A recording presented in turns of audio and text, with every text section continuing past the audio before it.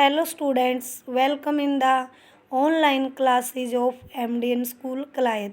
As you know, we are on third lesson of Public Ed of 11th class.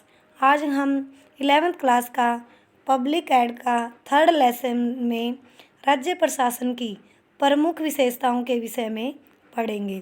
संविधान में भारत के लिए राज्यों का संघ है, यानी भारत एक राज्यों का संघ है। इन शब्दों का प्रयोग संविधान में किया गया है।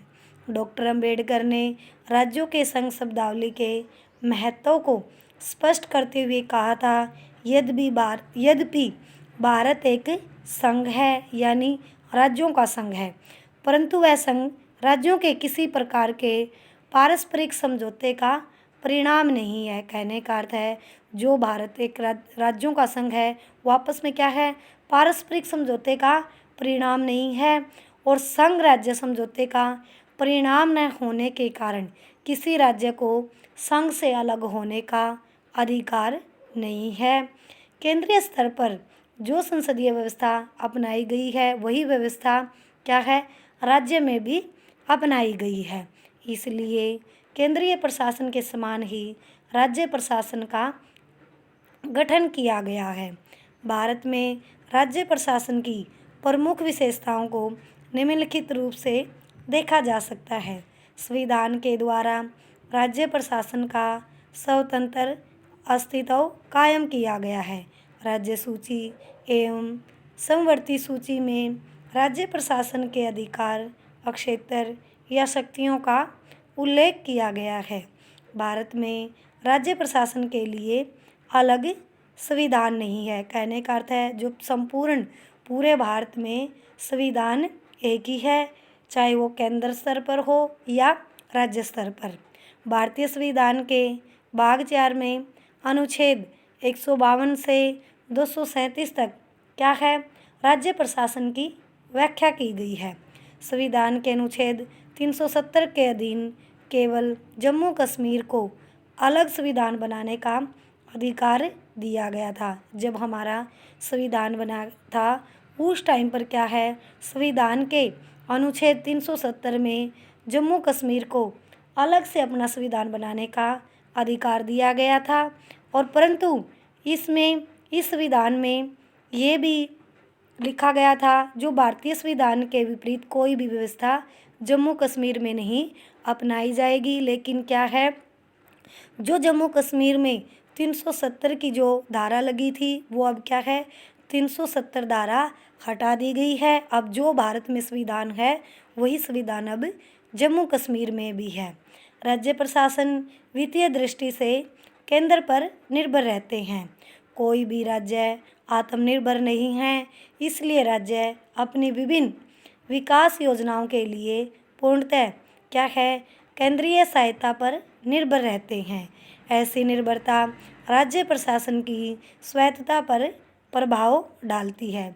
देश में संकट काल की स्थिति उत्पन्न होने पर भी राज्य प्रशासन केंद्रीय प्रशासन के अधीन में आ जाता है। कहने का अर्थ है, देश में जब कोई संकट काल की स्थिति आती है, उस टाइम पर भी क्या है, राज्य प्रशासन केंद्रीय प्रशासन के अधीन आ जाता है। और क्या है, जो सत्ता है, जो पावर है, क्या है, उसमें क्या है, जब देश में कोई संकट काल आ जाता है तो राष्ट्रपति शासन लागू हो जाता है, और राष्ट्रपति वहाँ का क्या है, वास्तविक रूप से मुखिया बन जाता है। इसके अतिरिक्त किसी राज्य की संवैधानिक मशीनरी असफल होने पर भी उस राज्य में राष्ट्रपति शासन लागू करके समस्त राज्य प्रशासनिक व्यवस्था केंद्रीय सरकार विशेषकर क्या है, राष्ट्रपति के अधीन हो जाती है। कहने का अर्थ है, जो राज्य का प्रमुख मुखिया, कोई मतलब आपत्ति आ जाए, कोई दुर्घटना वगैरह हो जाए, भी जो राज्य का मुखिया है, तो उसके अधीन क्या है, वो क्या है, राज्य राष्ट्रपति के अधीन चला जाता है, और वहाँ क्या है, कुछ समय के लिए राष्ट्रपति शासन लागू हो जाता है। और क्या है, और सभी क्या है, उसकी बागडोर क्या है, राष्ट्रपति के हाथ में आ जाती है। इस प्रकार राज्य प्रशासन की स्वायत्तता के पश्चात भी उस पर क्या है, केंद्र का नियंत्रण रहता है। संपूर्ण भारत में एकीकृत न्यायिक व्यवस्था को अपनाया गया है। कहने का अर्थ है कि पूरे भारत में एक ही क्या है, एकीकृत न्यायिक व्यवस्था को अपनाया गया है और इस व्यवस्था के अंतर्गत देश में शिखर पर सबसे ऊंच पर क्या है, सर्वोच्च न्यायालय है और अन्य अधीनस्थ जो सर्वोच्च न्यायालय के अधीनस्थ न्यायालय हैं, जो सर्वोच्च न्यायालय के नियंत्रण में और भी न्यायालय हैं जो राज्यों में उच्च न्यायालय के रूप में कार्य करते हैं, जिनकी शक्तियाँ संविधान के अनुसार व्यवस्थित है। मतलब जो संविधान के द्वारा जो शक्तियाँ दी गई हैं उसके अनुसार वो न्यायालय कार्य करते हैं। ये सब सर्वोच्च न्यायालय के अधीन हैं और सर्वोच्च न्यायालय इनके निर्णयों के विरुद्ध अपील सुना सकता है और उन्हें रद्द भी कर सकता है। राज्य प्रशासन में अखिल भारतीय सेवाओं का प्रवेश होने से राज्य प्रशासन की स्वायत्तता पर भी प्रभाव पड़ा है। राज्य की असैनिक सेवाओं के सदस्य भी क्या है, उनके अधीन रहकर ही कार्य करते हैं।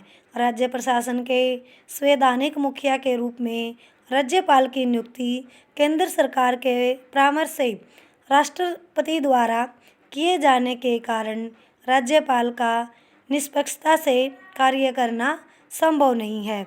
उसका पद राष्ट्रपति के प्रसाद पर्यंत पर निर्भर होने के कारण राज्य प्रशासन में वह केवल केंद्र के एजेंट की ही भूमिका निभाता है। इसी कारण केंद्र तथा राज्यों के संबंधों में कई बार क्या आपस में कटुता सामने आई है, कई बार मतभेद हुए हैं। भारत में पंचायती राज एक्ट लागू होने के पश्चात जो स्थानीय संस्थाओं को राज्य शासन के अधीन कर दिया गया है। जब कहने का अर्थ है जब भारत में पंचायती राज एक्ट लागू हुआ तब उसका क्या है, उन सभी संस्थाओं का क्या है, किसके अधीन कर दिया गया, राज्य प्रशासन के अधीन कर दिया गया। और इन स्थानीय संस्थाओं का चुनाव करवाने, उन पर निगरानी रखने, परामर्श देने आदि का उत्तरदायित्व राज्य प्रशासन पर ही निर्भर करता है। राज्य सचिवालय राज्य प्रशासन का एक हृदय है। कौन? राज्य सचिवालय। राज्य प्रशासन पर राज्य सचिवालय का पूर्ण रूप से नियंत्रण है। सचिवालय के द्वारा ही नीतियों का निर्माण होता है। जो नीतियाँ बनाई जाती हैं और उन नीतियों की पद्धतियों को निर्धारण एवं नियम तथा विनियमों का निर्माण किया जाता है। मतलब जो नीतियों का निर्माण किया जाता है, उन नीतियों के द्वारा जो नियम बनाए गए हैं उनको लागू किया जाता है। इसके द्वारा ही केंद्रीय सरकार और अन्य राज्य सरकारों से पत्र व्यवहार किया जाता है। सचिवालय ही सरकारी विभागों के कार्यों पर निगरानी रखता है और राज्य का जो बजट निर्माण करवाता है, जो राज्य का बजट है उसका निर्माण करता है। इसलिए इसे राज्य प्रशासन का हृदय कहा जाता है। किसको? राज्य सचिवालय को। शासन और प्रशासन में जनता की सहभागिता केंद्रीय प्रशासन की अपेक्षा राज्य प्रशासन में अधिक पाई जाती है। कहने का अर्थ है जो शासन और प्रशासन में क्या है, जो जनता की भागीदारी है वो केंद्रीय प्रशासन की बजाय राज्य प्रशासन में अधिक पाई जाती है। किसकी? जनता की सहभागिता। लोकसभा की अपेक्षा राज्य विधानसभाओं के चुनाव में लोगों की रुचि अधिक देखने को मिलती है। कहने का अर्थ है जब लोकसभा के चुनाव होते हैं तो लोकसभा के चुनाव की अपेक्षा और जो राज्य विधानसभाओं के चुनाव होते हैं उसमें लोग क्या है, राज्य विधानसभाओं में अधिक दिलचस्पी लेते हैं। किसकी बजाय?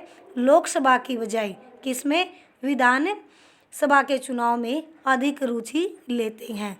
इसके अतिरिक्त पंचायतों एवं नगर पालिकाओं के चुनाव के माध्यम से भी जनता की भागीदारी राज्य प्रशासन में और अधिक बढ़ जाती है। कहने का अर्थ है जो पंचायतों और जो नगर पालिकाओं के जो चुनाव होते हैं उन चुनाव के माध्यम से क्या है, जो जनता की भागीदारी है, जो उसमें हिस्सा लेना है वो राज्य प्रशासन में और अधिक बढ़ जाती है। और आज हम यहीं तक पढ़ेंगे जो मैंने ये टॉपिक करवाया है राज्य प्रशासन और केंद्रीय प्रशासन का। इस टॉपिक को आप अच्छे से रीड करोगे और आपको क्या है जो राज्य प्रशासन है उसके बारे में मैंने विस्तार से पढ़ाया है और आप इसको अच्छे से लर्न करोगे। Thank you students, have a nice day. घर पर रहें, सुरक्षित रहें।